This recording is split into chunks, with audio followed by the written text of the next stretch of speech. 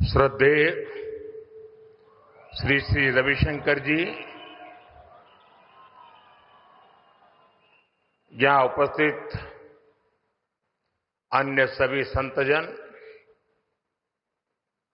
भाइयों और बहनों, एल्लारिगो नमस्कार।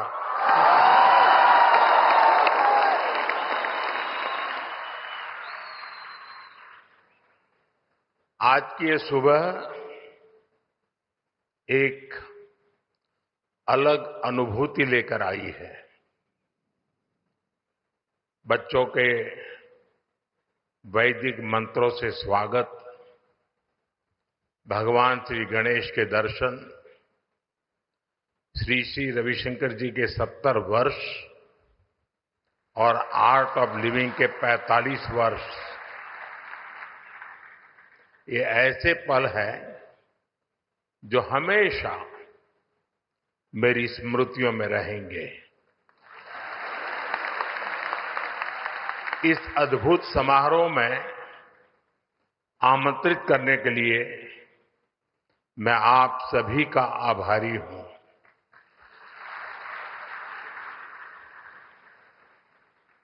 अभी गुरुदेव ने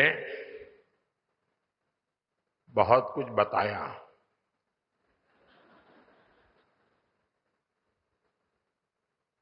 आपको लगता होगा वो मेरी तारीफ कर रहे थे, लेकिन मुझे लग रहा था कि वो मुझे काम बता रहे थे।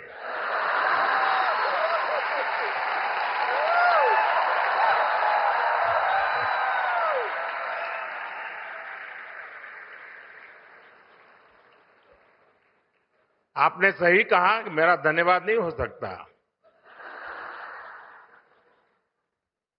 आप ही का हूं, आप ही के बीच आया हूं और आप ही के लिए आया हूं, और जहां हूं वहां भी आप ही के कारण हूं।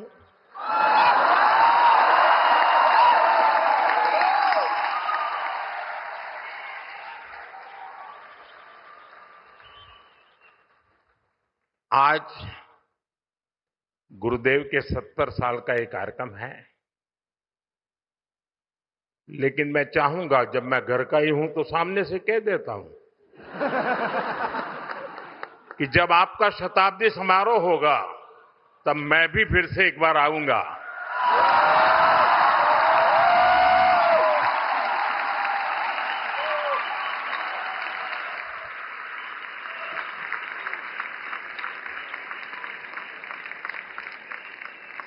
आज दिव्य और भव्य ध्यान मंदिर का लोकार्पण हुआ है। जब संकल्प स्पष्ट हो और सेवा भाव से कार्य किया जाए तो हर प्रयास का सुखद परिणाम मिलता है।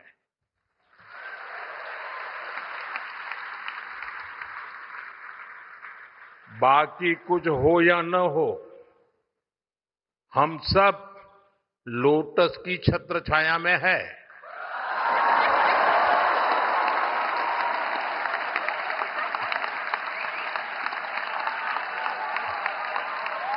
जैसे जैसे समय आता जाए ताली बजाते जाइए।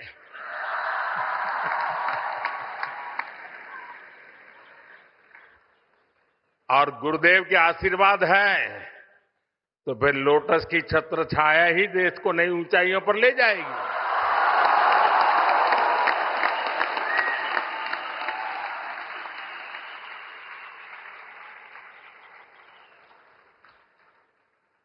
मैं आर्ट ऑफ लिविंग परिवार को इस ध्यान मंदिर के लिए अनेक अनेक शुभकामनाएं देता हूं। साथियों, बेंगलुरु का माहौल,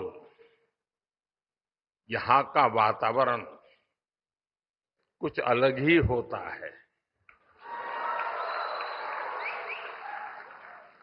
ये शहर सॉफ्टवेयर और सर्विसेज के लिए दुनिया भर में जाना जाता है, लेकिन भारत की सांस्कृतिक पहचान, स्पिरिचुअलिटी, आध्यात्मिक चेतना को भी इस शहर ने नई ऊंचाई दी है।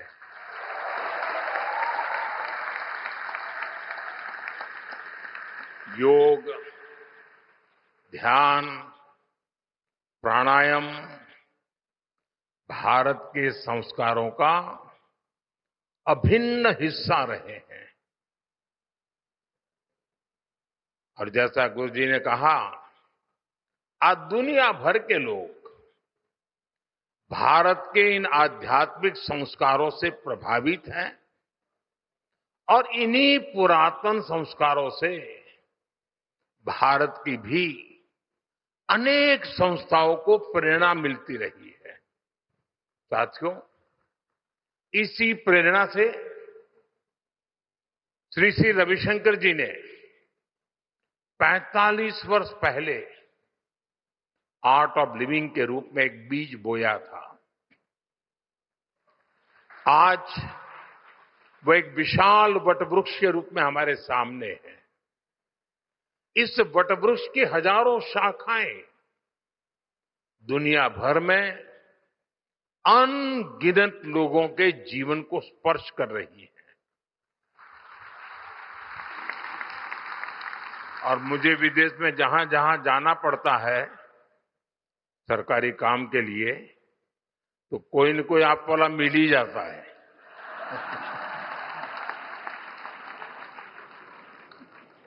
साथियों, हमारा भारत विविधताओं से भरा देश है। इतनी भाषाएं, इतनी परंपराएं, अलग अलग रीति रिवाज, उपासना के अलग अलग तरीके, जब हम इसे देखते हैं तो एक स्वाभाविक प्रश्न हम सबके मन में आता है, आखिर इन सभी सुंदर विविधताओं को जोड़ने वाला मूल तत्व क्या है? इसका उत्तर है स्वयं के लिए नहीं, बल्कि दूसरों के लिए जीना।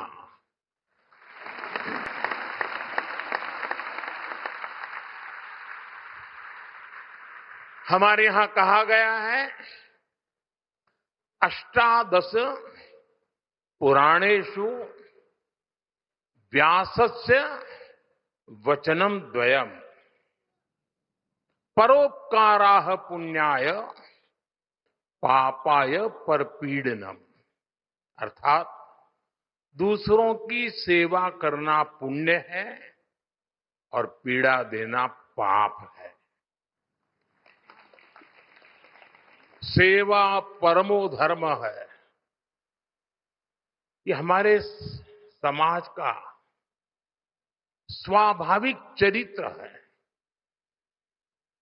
पीढ़ी दर पीढ़ी ये संस्कार सरिता हम सबको संस्कारित करती है, प्रेरित करती है, ऊर्जावान बनाती है। भारत के अनेक आध्यात्मिक आंदोलनों ने अंततः स्वयं को मानव सेवा के माध्यम से ही अभिव्यक्त किया है।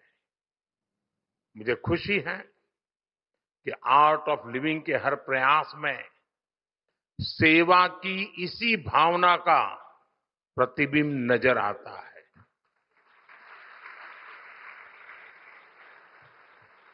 अभी जो वीडियो दिखाया गया, सेवा ही सेवा है, उसमें लोगों का ही कल्याण है। मैं आर्ट ऑफ लिविंग की यात्रा से जुड़े हर वॉलेंटियर को अपनी हार्दिक शुभकामनाएं देता हूं। साथियों,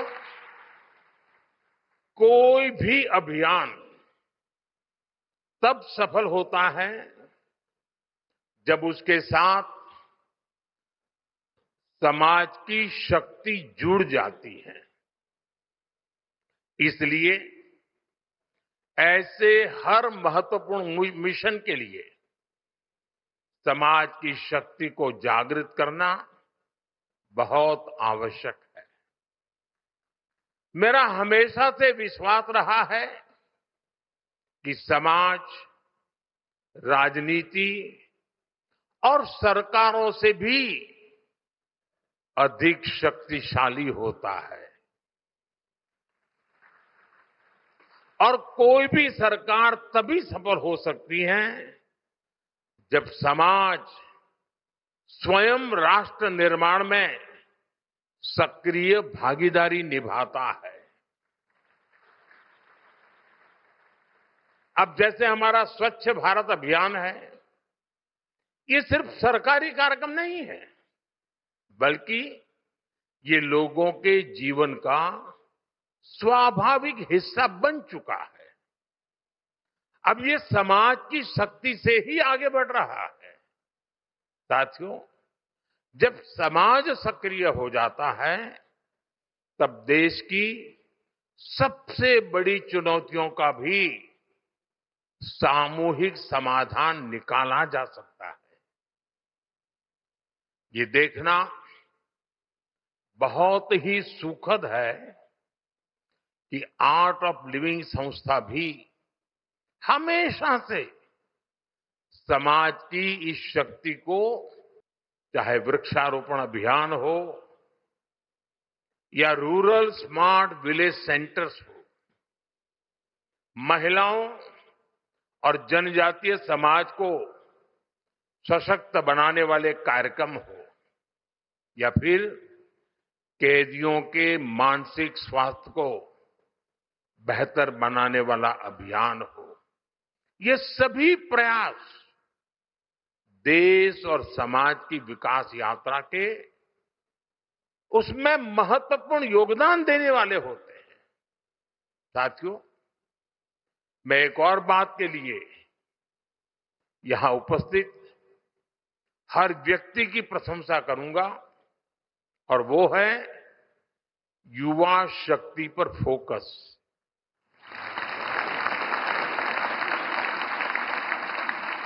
आज की दुनिया में बहुत तेजी से बड़े बड़े परिवर्तन हो रहे हैं।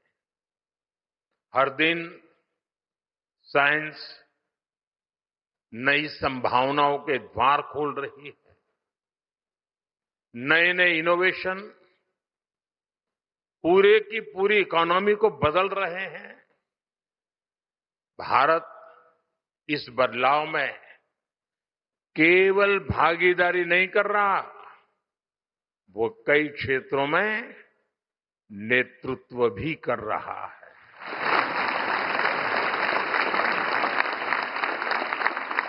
हमारी डिजिटल क्रांति ने भारत को डिजिटल पेमेंट में ग्लोबल लीडर बनाया है।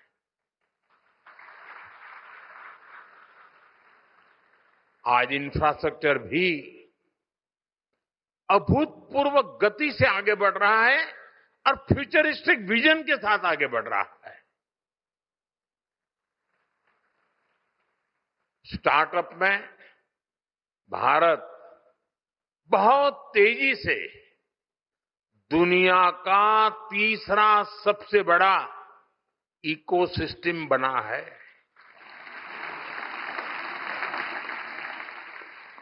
हमारे युवा आज स्पेस में अपनी सैटेलाइट्स भेज रहे हैं।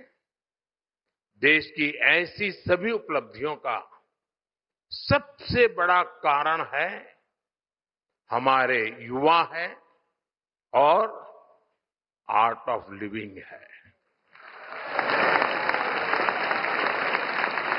युवाओं को आज के आधुनिक युग की चुनौतियों के समाधान पाने में गुरुदेव और आर्ट ऑफ लिविंग बहुत सहायता कर रहा है। साथियों, आज टेक्नोलॉजी की वजह से दूर बैठे लोग एक पल में एक दूसरे से जुड़ रहे हैं। लेकिन जरूरी है हम दुनिया से जुड़े या न जुड़े, स्वयं से तो जुड़े।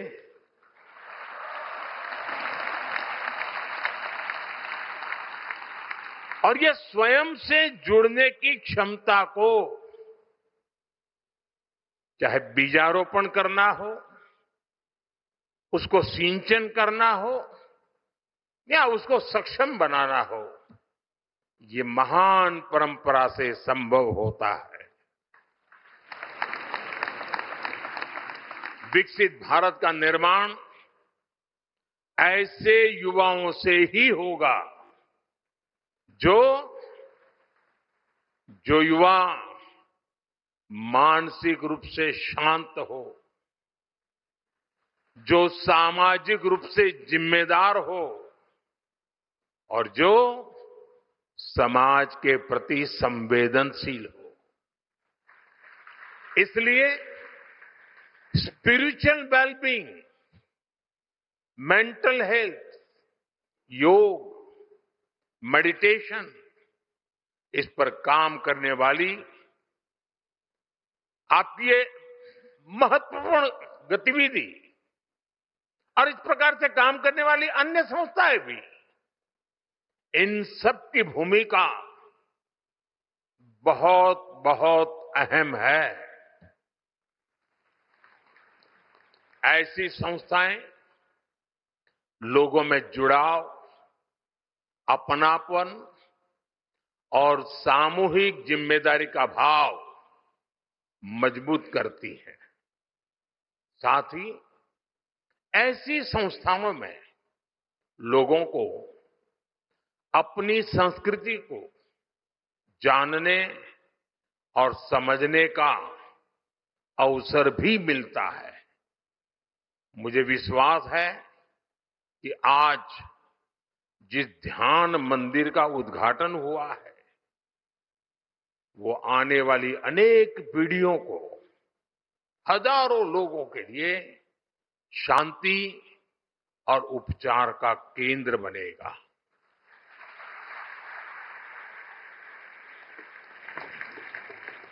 साथियों, आप सभी देश और समाज के प्रति अपने कर्तव्यों को बखूबी निभा रहे हैं। लेकिन जब भी आपके बीच आता हूं तो कुछ आग्रह करने से खुद को रोक नहीं पाता। अभी मेरे बोलने से पहले ही गुरुजी ने कह दिया कि आपके 9 आग्रह हमें मंजूर है, तो बोलने को लिए कुछ बचा नहीं, लेकिन आदत जाती नहीं।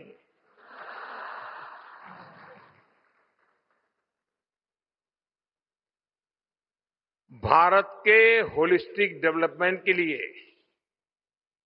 कई स्तरों पर सामूहिक प्रयास की आवश्यकता है।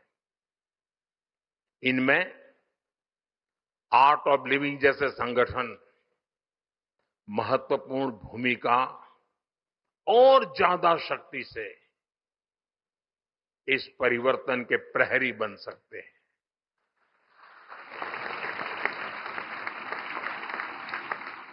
आप में से बहुत से लोग किसानों और ग्रामीण समुदायों के साथ जुड़कर काम करते हैं।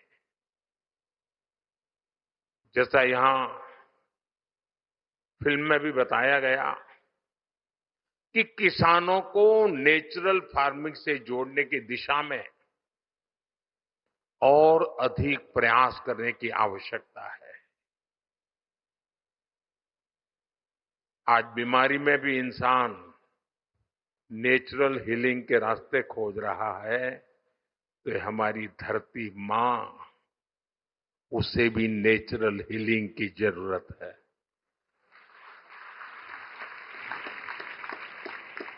केमिकल फर्टिलाइजर ने ये हमारे खेत को, हमारी धरती मां को उजाड़ दिया है।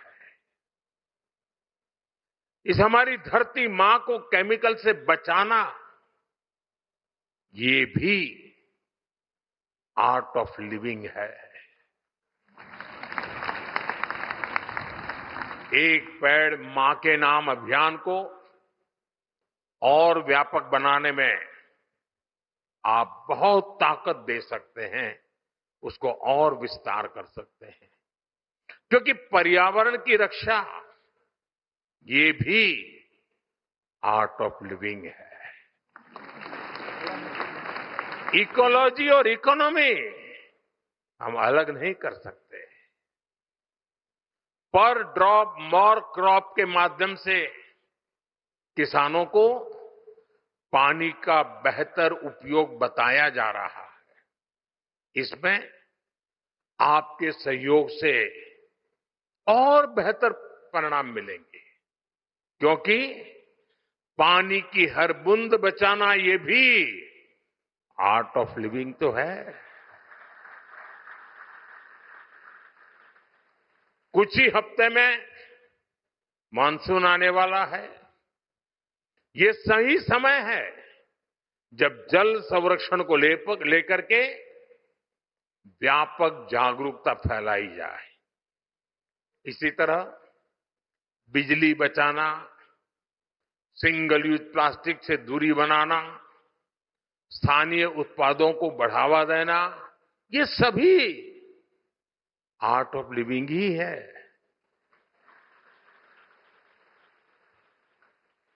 आज देश मिशन लाइफ पर भी जोर दे रहा है। ये जीवन को अधिक जिम्मेदारी और जागरूकता के साथ जीने का एक जीवंत अभियान है। इसमें एक ऐसी जीवन शैली अपनाने का आग्रह है जो प्रकृति के साथ संतुलन बनाकर चले। और मेरे हिसाब से मिशन लाइफ भी एक प्रकार से आर्ट ऑफ लिविंग का एक प्रकट रूप है। मुझे विश्वास है कि आने वाले दिनों में आप सभी जो हमेशा आप करते आए हैं, आर्ट ऑफ लिविंग के भिन्न भिन्न पहलुओं को आपने विस्तार भी दिया है, विकास भी किया है।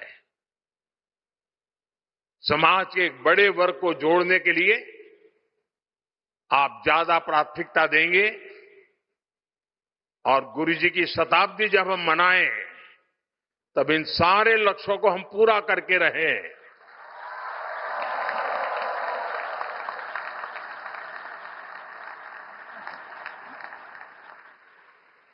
मैं एक बार फिर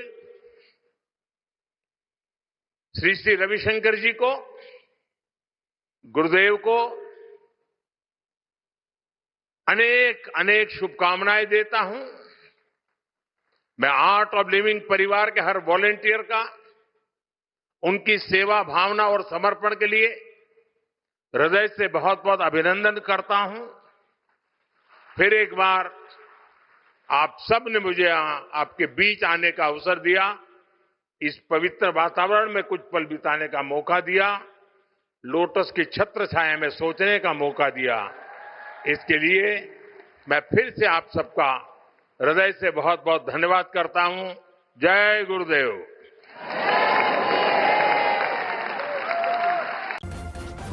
न्यूज़ फर्स्ट, निर्भीतिಯಿಂದ ನಿಮ್ಮ ಪರವಾಗಿ।